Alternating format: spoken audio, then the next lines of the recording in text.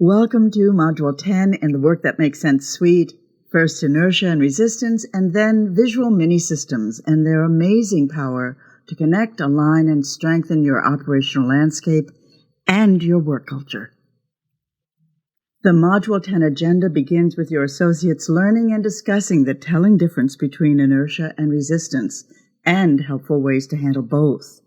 Then on to visual mini-systems, what they are, why they're important, and as always, your teams will study lots and lots of actual examples, and then they develop visual mini-systems of their own as part of the session.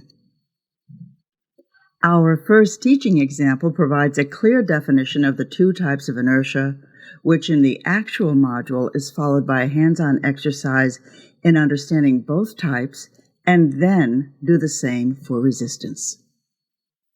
Here's the dictionary definition.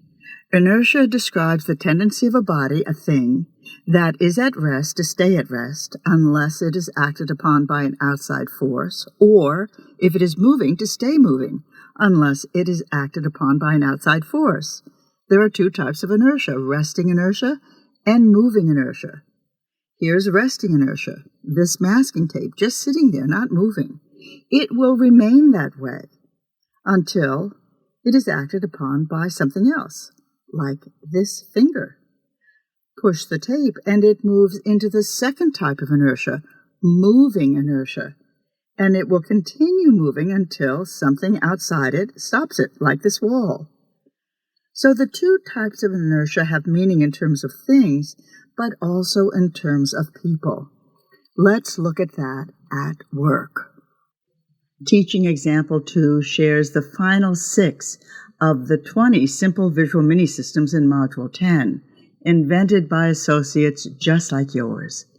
These 6 are tightly connected, so tightly connected that we say they represent a system of visual mini-systems. You'll see. And a third system of simple visual mini-systems by Rick L., this time for changeover of a different machine in his work area. This simple mini-system cabinet, number 15 in our countdown, a cabinet of things, fixtures, clamps, adjustment tools, all color-coded to model, and 2 more cabinets, 16 and 17, each a simple mini-system, patch borders, addresses, the visual wear excellent. And this, number 18, remember Rick L's fixture for fixtures, big tooling on wheels, so he could move it in and out of his value field at will? Oh, wonderful. Simple system number 19 in our countdown. Hold downs for cradles.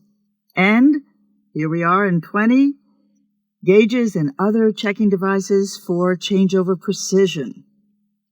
You get the point. Rick has connected 6 simple mini-systems into a system of simple mini-systems, all to support and ensure accurate, frequent changeovers on this machine. And you know what else? Rick worked in a union plant with fellow employees bidding for where they wanted to be assigned. He worked on the day shift, and everyone on second and third shift wanted to win, wanted to work in Rick's cell. They called it the no-thinking cell, and Rick took that as a compliment. He put it this way: when people come to my cell to work, they don't have to struggle. Everything is at their fingertips. They simply flow. They do the dance of work. They do the dance of work. I've made everything visual and convenient. They don't have to think. They just enjoy their work. They dance. Pretty cool, huh? The 57 fully animated, fully narrated slides in Module 10 provide associates with a chance to sort through feelings they observe or feel related to the visual conversion underway. And then they roll up their sleeves and develop hands-on visual mini-systems that align, connect, and strengthen.